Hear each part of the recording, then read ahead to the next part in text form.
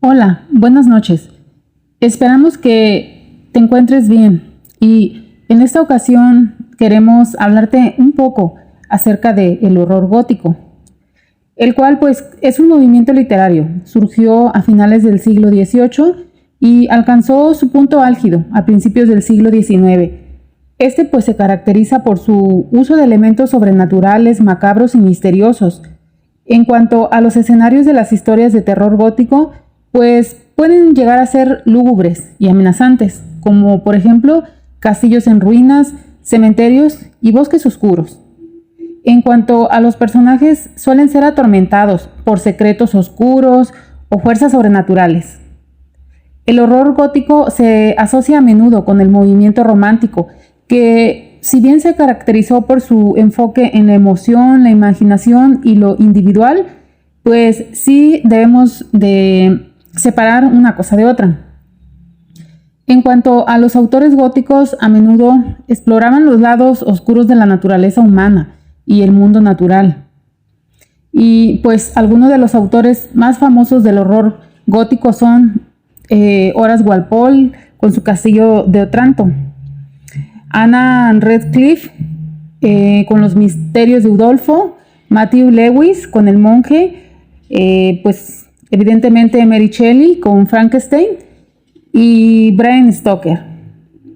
Algunos de los elementos más comunes del horror gótico, pues como dijimos, es lo sobrenatural, los fantasmas, los vampiros, los hombres lobos, etc. Y también en cuanto a lo macabro, pues se refiere, usualmente estos temas hablan sobre la muerte, la violencia o la decadencia. Y el misterio, pues podemos encontrar pistas falsas, revelaciones impactantes, así como suspenso. Como ya dije, pues usualmente los escenarios de estas historias son bastante o asaz lúgubres y muy amenazantes, como castillos en ruinas o los cementerios y bosques oscuros. Y si queremos hablar un poquito de la psicología de los personajes, usualmente pues son personajes atormentados por secretos oscuros, casi siempre de la misma familia o las fuerzas sobrenaturales. Y pues como te hemos hablado un poquito sobre el horror gótico, pues queremos comenzar a estudiar un poquito al escritor Bram Stoker, el cual sabemos que fue un maestro del horror gótico. Y queremos hablarte un poquito de él. Él nació el 8 de noviembre de 1847 en Dublín, Irlanda, y murió el 20 de abril de 1912 en Londres, Inglaterra. Él fue un novelista, un escritor de cuentos, guionista y evidentemente un empresario teatral. Y pues si conocemos algo muy superficial acerca de las obras de ese escritor, pues vamos a encontrar a Drácula, escrita la obra en 1897 y es considerada una de las mejores novelas de terror de todos los tiempos y de la literatura universal. Y pues en cuanto al movimiento literario, principalmente se caracteriza por ser gótico victoriano. Como ya dijimos anteriormente, también se le asocia con el romanticismo o el realismo. Y en cuanto al romanticismo, pues sí, porque toca temas relacionados con eso. Y el estilo de escribir de Bram Stoker es bastante descriptivo y atmosférico. Él pues siempre crea una atmósfera de suspenso y terror a través de descripciones vividas y detalladas. Él emplea la técnica de narrar la historia a través de cartas, de diarios y otros documentos. A esto pues lo podemos llamar como el uso del epistolario. Los temas recurrentes en sus libros pues son el bien contra el mal, como lo podemos ver en Drácula, la naturaleza mortal del hombre, la sexualidad, el folclore y las leyendas. Y pues su tipo de literatura pues es terror gótico o el horror sobrenatural. también se le podría asociar con otros géneros como la fantasía, el suspenso o el romance. En cuanto a otras obras de este autor, pues podemos encontrar La joya de las 7 estrellas de 1903, La guarida del gusano blanco de 1911 y algunos de los cuentos, pues La invitación del vampiro, El espejo del juez y El entierro de las ratas.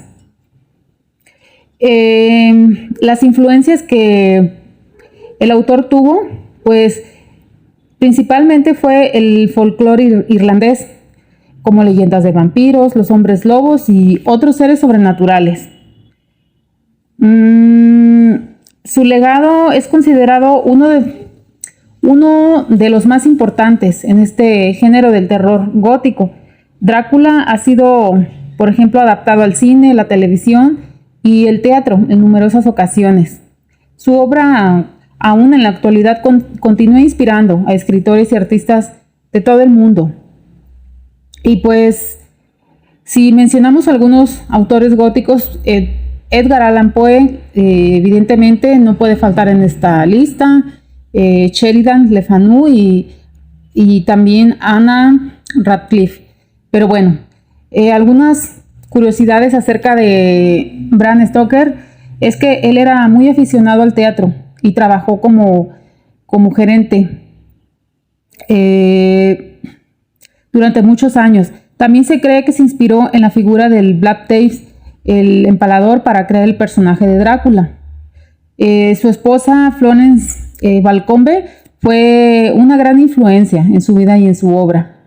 Y en resumen, pues, acerca de Bram Stoker, pues, ¿qué podemos decir? Que fue un escritor irlandés que se consagró como maestro del horror gótico con su obra maestra de Drácula, que usualmente es la que más se conoce. Su estilo, pues, se caracteriza por ser bastante descriptivo, atmosférico y por el uso del epistolario, además del terror. Incursionó también en otros géneros como la fantasía y el suspenso. Y como hemos dicho, pues su legado continúa inspirando a nuevas generaciones de lectores y nuevos artistas. Y pues nada, esperamos que esta pequeña introducción pues te sirva de algo o la puedas compartir si tú crees que a alguien le pueda llegar a interesar o no sé. Y pues queremos comenzar en esta ocasión con el primer relato o cuento de este grandilocuente escritor, porque no lo podemos llamar de otra forma. Y vamos a comenzar con El huésped de Drácula. Esperamos que sea de tu agrado y te invitamos a dejar tu like, a comentar y a dejar tus aportaciones. Muchas gracias. Leamos El huésped de Drácula, Bram Stoker. Cuando iniciamos nuestro paseo, el sol brillaba intensamente sobre Múnich y el aire estaba repleto de la alegría propia de comienzos del verano. En el mismo momento en que íbamos a partir, Herr Delbrück, el maître del Hotel Four Seasons, donde me alojaba, bajó hasta el carruaje sin detenerse a ponerse el sombrero y, tras desearme un placentero de paseo, le dijo al cochero, sin apartar la mano de la manija de la puerta del coche: «No olvide estar de regreso antes de la puesta del sol. El cielo parece claro, pero se nota un frescor en el viento del norte que me dice que puede haber una tormenta en cualquier momento. Pero estoy seguro de que no se retrasará». Sonrió, pues ya sabe qué noche es. Johann le contestó con un enfático «Ah, mein Herr», y llevándose la mano al sombrero se dio prisa a partir. Cuando hubimos salido de la ciudad, le dije, tras indicarle que se detuviera: «Dígame, Johann, ¿qué noche es hoy?». Se persignó, al tiempo que contestaba lacónicamente: «Walpurgisnacht», y sacó su reloj, un grande y viejo instrumento alemán de plata, tan grande como un nabo, y lo contempló con las cejas juntas y un pequeño e impaciente encogimiento de hombros. Me di cuenta de que aquella era su forma de protestar respetuosamente contra el innecesario retraso, y me volví a recostar en el asiento, haciéndole señas de que prosiguiese. Reanudó una buena marcha, como si quisiera recuperar el tiempo perdido. De vez en cuando los caballos parecían alzar sus cabezas y olisquear suspicazmente el aire. En tales ocasiones yo miraba alrededor, alarmado. El camino era totalmente anodino, pues estábamos atravesando una especie de alta meseta barrida por el viento. Mientras viajábamos, vi un camino que parecía muy poco usado y aparentemente se hundía en un pequeño y serpenteante valle. Parecía tan invitador que, aún arriesgándome a ofenderlo, le dije a Johann que se detuviera, y cuando lo hubo hecho, le expliqué que me gustaría que bajase por ahí. Me dio toda clase de excusas y se persignó con frecuencia mientras hablaba. Esto, de alguna forma, excitó mi curiosidad, así que le hice varias preguntas. Respondió evasivamente, sin dejar de mirar una y otra vez su reloj como protesta. Al final le dije: «Bueno, Johann, quiero bajar por ese camino. No le diré que venga si no lo desea, pero cuénteme por qué no quiere hacerlo. Eso es todo lo que le pido».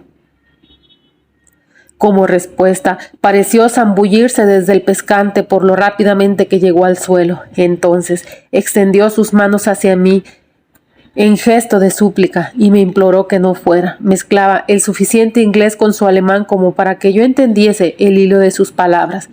Parecía estar siempre a punto de decirme algo cuya sola idea era evidente que le aterrorizaba, pero cada vez se echaba atrás y decía mientras se persignaba: «Walpurgisnacht».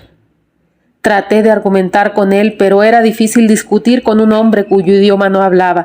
Ciertamente, él tenía todas las ventajas, pues, aunque comenzaba hablando en inglés, un inglés muy burdo y entrecortado, siempre se excitaba y acababa por revertir a su idioma natal. Y cada vez que lo decía miraba su reloj.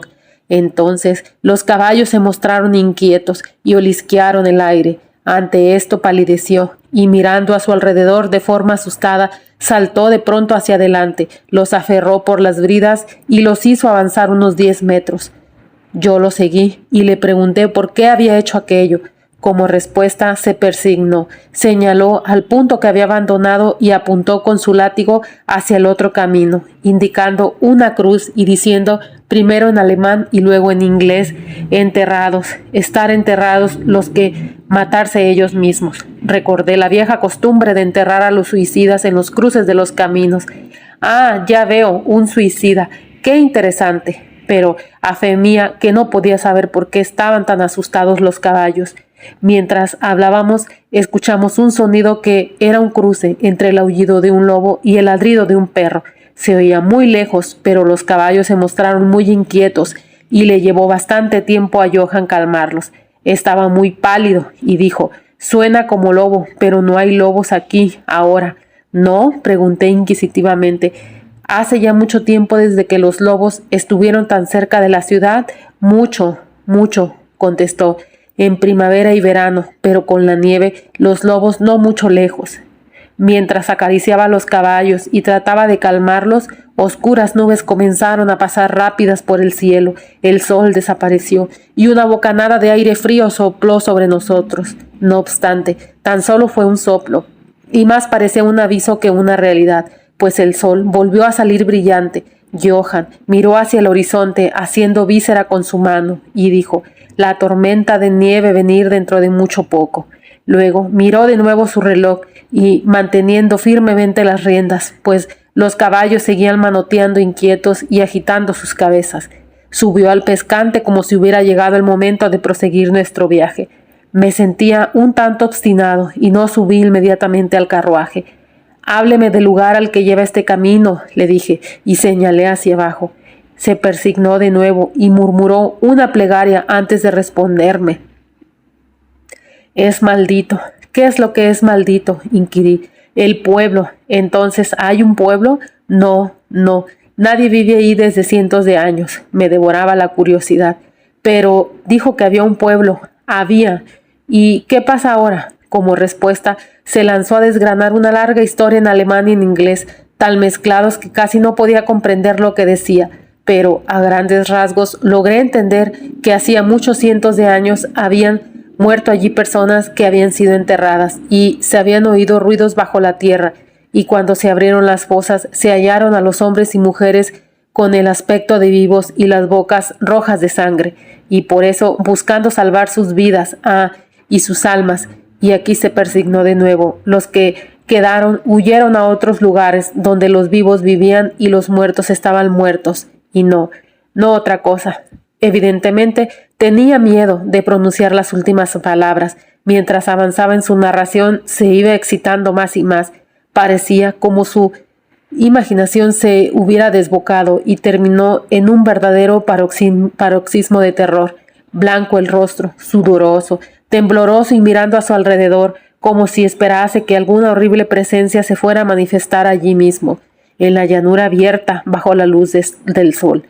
Finalmente, en una agonía de desesperación, gritó «Walpurgisnacht» e hizo una seña hacia el vehículo, indicándome que subiera. Mi sangre inglesa hirvió ante esto y echándome hacia atrás dije: «Tiene usted miedo, Johann, tiene usted miedo. Regrese, yo volveré solo. Un paseo a pie me sentará bien». La puerta del carruaje estaba abierta.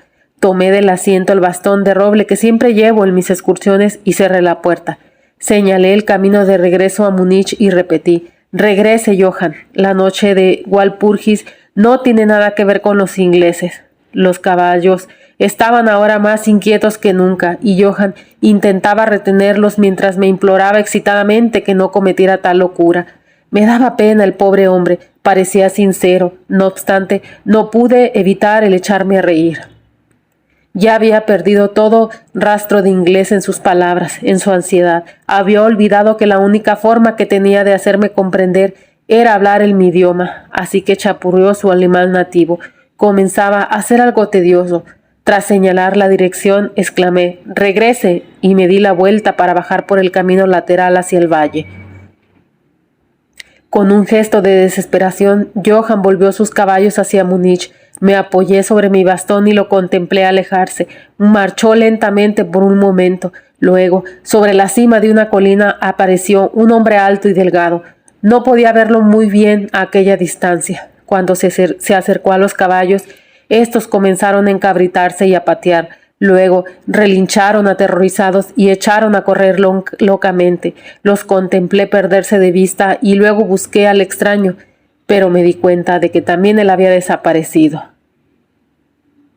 Me volví con ánimo tranquilo hacia el camino lateral que bajaba hacia el profundo valle que tanto había preocupado a Johann. Por lo que podía ver, no había ni la más mínima razón para esta preocupación, y diría que caminé durante un par de horas sin pensar en el tiempo ni la distancia, y ciertamente sin ver ni persona ni casa alguna. En lo que a aquel lugar se refería era una verdadera desolación, pero no me di cuenta de esta particularidad hasta que, al dar la vuelta a un recodo del camino, llegué hasta el disperso lindero de un bosque. Entonces me di cuenta de que inconscientemente había quedado impresionado por la desolación de los lugares por los que acababa de pasar.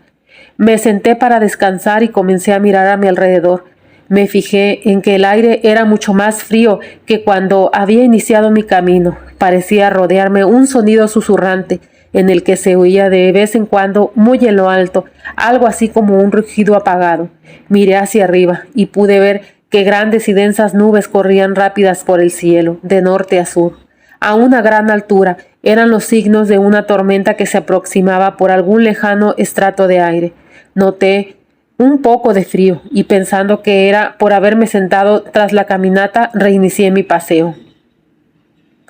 El terreno que cruzaba ahora era mucho más pintoresco. No había ningún punto especial digno de mención, pero en todo él se notaba cierto encanto y belleza. No pensé más en el tiempo, y fue solo cuando empezó a hacerse notar el oscurecimiento del sol que comenzó a preocuparme acerca de cómo hallar el camino de vuelta. Había desaparecido la brillantez del día, el aire era frío y el vuelo de las nubes allá en lo alto mucho más evidente. Iban acompañadas por una especie de sonido ululante y lejano, por entre el que parecía escucharse a intervalos el misterioso grito que el cochero había dicho que era de un lobo. Dudé un momento, pero me había prometido ver el pueblo abandonado, así que proseguí, y de pronto llegué a una amplia extensión de terreno llano, cerrado por las colinas que lo rodeaban.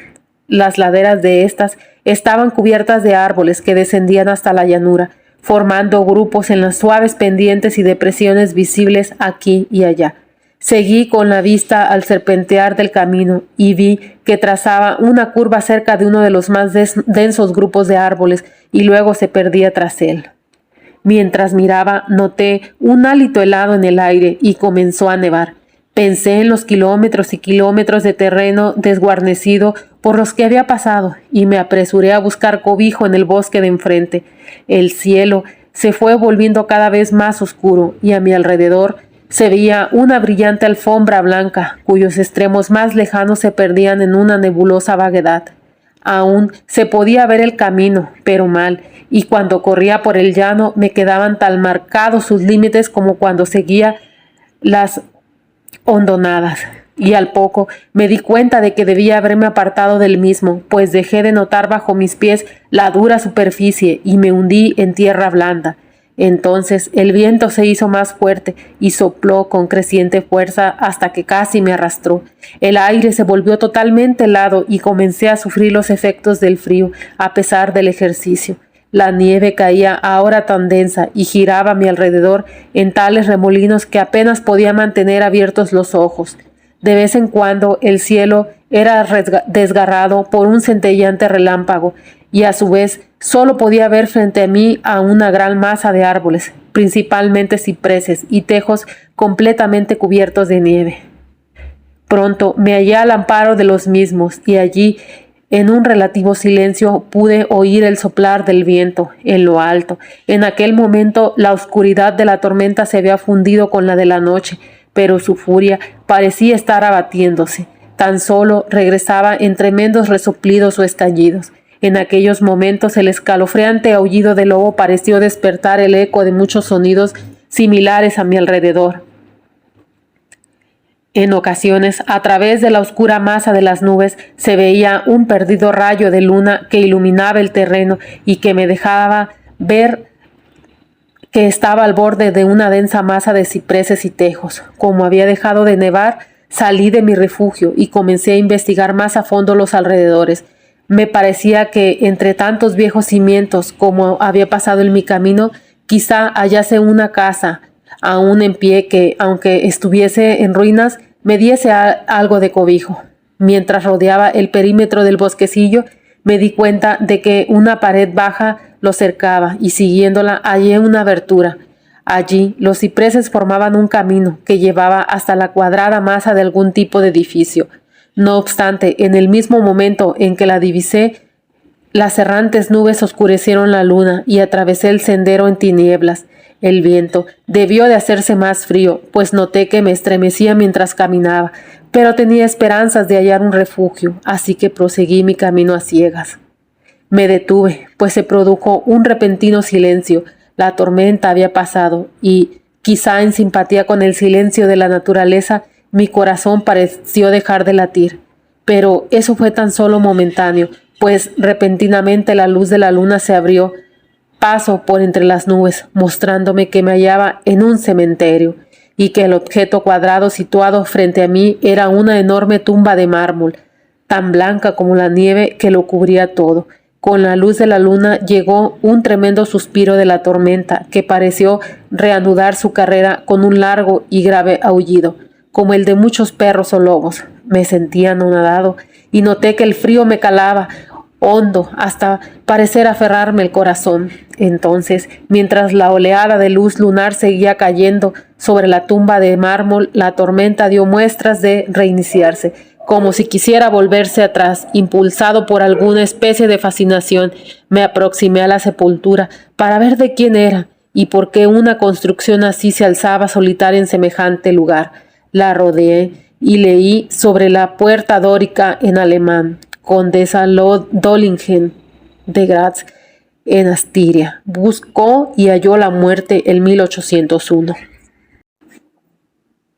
En la parte alta del túmulo y atravesando aparentemente el mármol, pues la estructura estaba formada por unos pocos bloques macizos, se veía una gran vigueta o estaca de hierro. Me dirigí hacia la parte de atrás y leí, esculpida con grandes letras cirílicas: los muertos viajan deprisa. Había algo tan extraño y fuera de lo usual en todo aquello que me hizo sentir mal y casi desfallecí. Por primera vez empecé a desear haber seguido el consejo de Johann, y en aquel momento me invadió un pensamiento que, en medio de aquellas misteriosas circunstancias, me produjo un terrible estremecimiento. Era la noche de Walpurgis.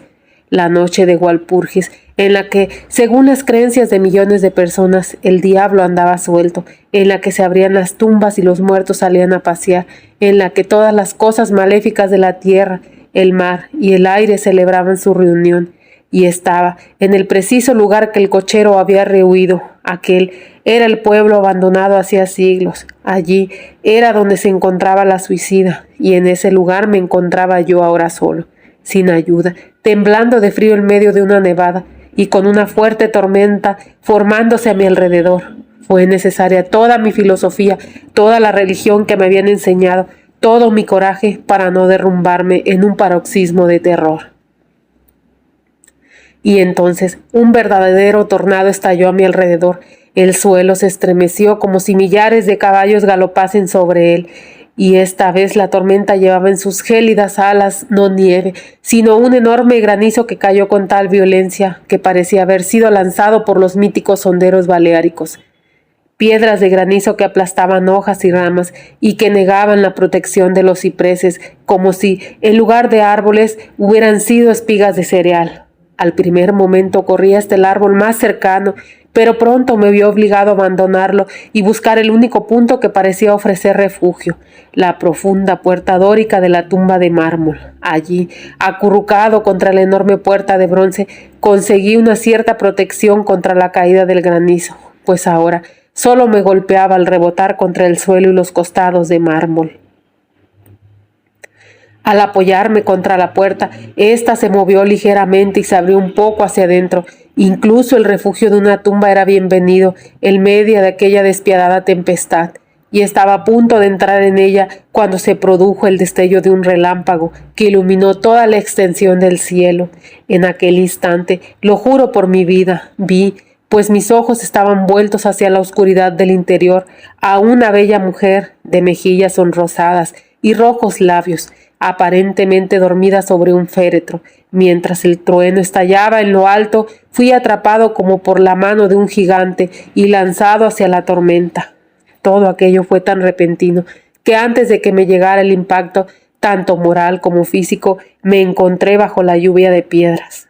Al mismo tiempo, tuve la extraña y absorbente sensación de que no estaba solo. Miré hacia el túmulo y en aquel mismo momento se produjo otro cegador relámpago que pareció golpear la estaca de hierro que dominaba el monumento y llegar por ella hasta el suelo, resquebrajando, desmenuzando el mármol como un estallido de llamas.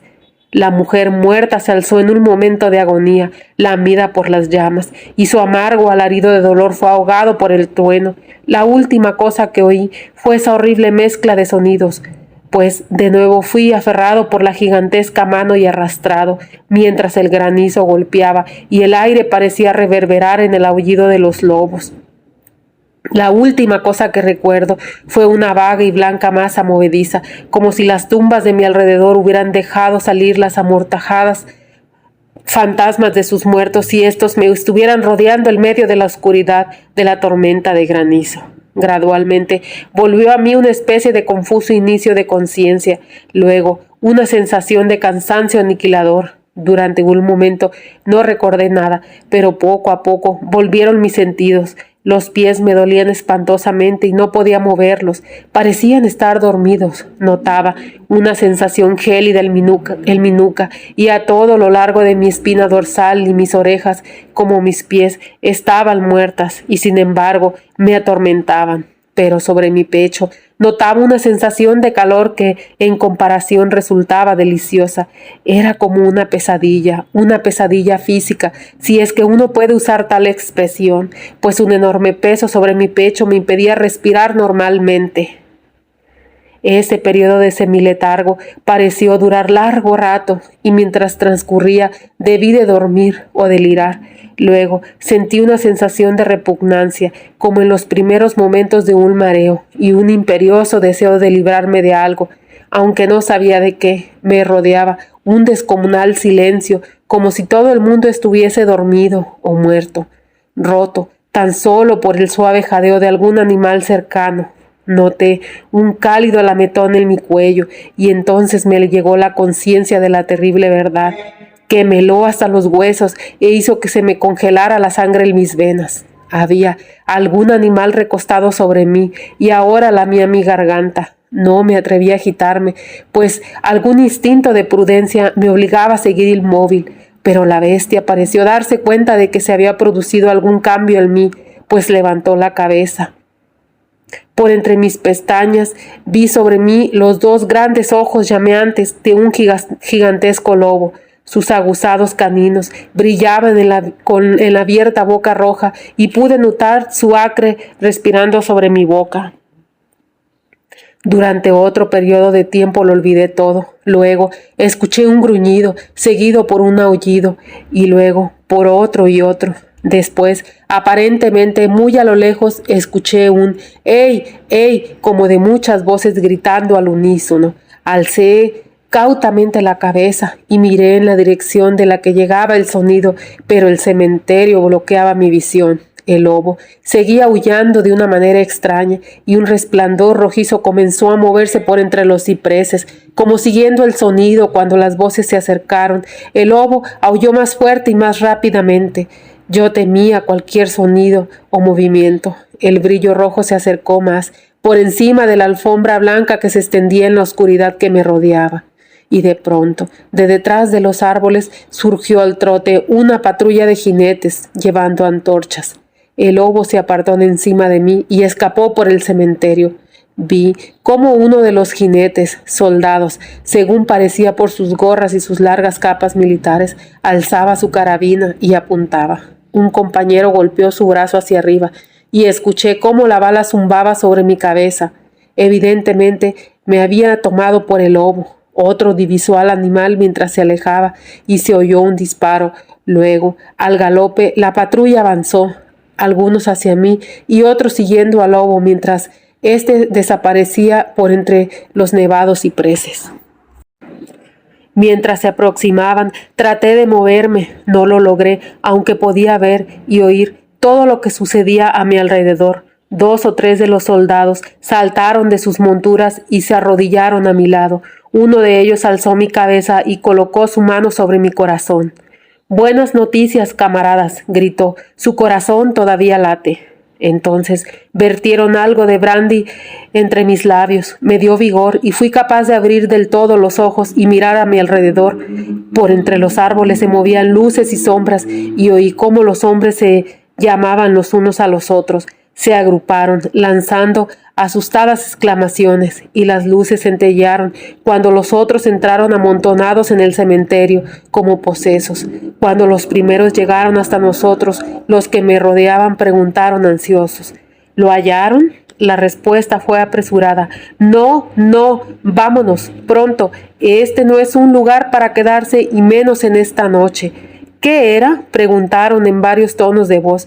La respuesta llegó variada e indefinida, como si todos los hombres sintiesen un impulso común por hablar y, sin embargo, se vieran refrenados por algún miedo compartido que les impidiese airear sus pensamientos. Era una cosa», tartamudeó uno, cuyo ánimo obviamente se había derrumbado. «Era un lobo». «Sin embargo, no era un lobo», dijo otro, estremeciéndose. «No vale la pena intentar matarlo sin tener una bala bendecida», indicó un tercero con voz más tranquila.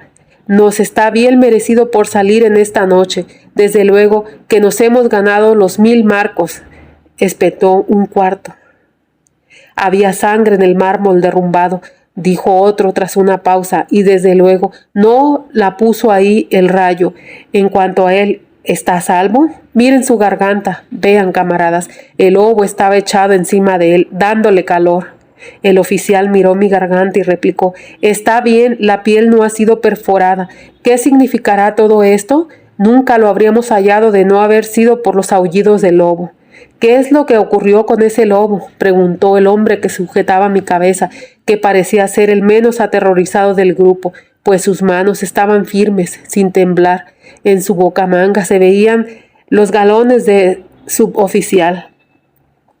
Volvió a su cubil, contestó el hombre cuyo largo rostro estaba pálido y que temblaba visiblemente aterrorizado mientras miraba a su alrededor. Aquí hay bastantes tumbas en las que puede haberse escondido. Vámonos, camaradas, vámonos rápido, abandonemos este lugar maldito. El oficial alzó hasta sentarme y lanzó una voz de mando. Luego, entre varios hombres me colocaron sobre un caballo, saltó a la silla tras de mí, me sujetó con los brazos y dio la orden de avanzar. Dando la espalda a los cipreses, cabalgamos rápidamente en formación. Mi lengua seguía rehusando cumplir con su función y me vio obligado a guardar silencio. Debí de quedarme dormido, pues lo siguiente que recuerdo es estar de pie, sostenido por un soldado a cada lado. Ya casi era de día y hacia el norte se reflejaba una rojiza franja de luz solar, como un sendero de sangre sobre la nieve. El oficial estaba ordenando a sus hombres que no contaran nada de lo que habían visto, excepto que habían hallado a un extranjero, un inglés, protegido por un gran perro. ¡Un gran perro! Eso no era ningún perro, interrumpió el hombre que había mostrado tanto miedo. Sé reconocer un lobo cuando lo veo. El joven oficial le respondió con calma. Dije un perro. Perro, reiteró irónicamente el otro. Resultaba evidente que su valor estaba ascendiendo con el sol y señalando me dijo, mírele la garganta. ¿Es eso obra de un perro, señor? Instintivamente alcé una mano al cuello y al tocármelo grité de dolor. Los hombres se arremolinaron para mirar, algunos bajando de sus sillas, y de nuevo se oyó la calmada voz del joven oficial. Un perro, he dicho. Si contamos alguna otra cosa se reirán de nosotros. Entonces monté tras uno de los soldados y entramos en los suburbios de Múnich. Allí encontramos un carruaje al que me subieron y que me llevó al Four Seasons. El oficial me acompañó en el vehículo, mientras un soldado nos seguía llevando su caballo y los demás regresaban al cuartel. Cuando llegamos, Herr Delbrück bajó tan rápidamente las escaleras para salir a mi encuentro que se hizo evidente que había estado mirando desde adentro. Me sujetó con ambas manos y me llevó solícito al interior. El oficial hizo un saludo y se dio la vuelta para alejarse, pero al darme cuenta insistí en que me acompañara a mis habitaciones. Mientras tomábamos un vaso de vino, le di las gracias efusivamente a él y a sus camaradas por haberme salvado. Él se limitó a responder que se sentía muy satisfecho y que Herr Delbrück ya había dado los pasos necesarios para gratificar al grupo de rescate. Ante esta ambigua explicación, el maître del hotel sonrió mientras el oficial se excusaba, alegando tener que cumplir con sus obligaciones y se retiraba. Pero Herr Delbrück, interrogué, ¿cómo y por qué me buscaron los soldados? Se encogió de hombros, como no dándole importancia a lo que había hecho, y replicó, tuve la buena suerte de que el comandante del regimiento en el que serví me autorizara a pedir voluntarios. Pero, ¿cómo supo que estaba perdido?, le pregunté. El cochero regresó con los restos de su carruaje, que resultó destrozado cuando los caballos se desbocaron. ¿Y por eso envió un grupo de soldados en mi busca? Oh, no, me respondió.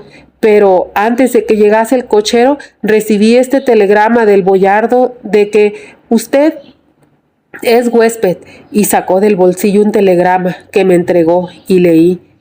Bistrix. Tenga cuidado con mi huésped. Su seguridad me es precisa. Si algo le ocurriera o lo echasen a faltar, no ahorré medios para hallarle y garantizar su seguridad. Es inglés y por consiguiente aventurero. A menudo hay peligro con la nieve y los lobos y la noche. No pierda un momento si teme que le haya ocurrido algo. Respaldaré su celo con mi fortuna. Drácula. Mientras sostenía el telegrama en mi mano, la habitación pareció girar a mi alrededor y si el atento maître del hotel no me hubiera sostenido, creo que me hubiera desplomado. Había algo tan extraño en todo aquello, algo tan fuera de lo corriente e imposible de imaginar, que me pareció ser, de alguna manera, el juguete de enormes fuerzas, y esta sola idea me paralizó. Ciertamente me hallaba bajo alguna clase de misteriosa protección.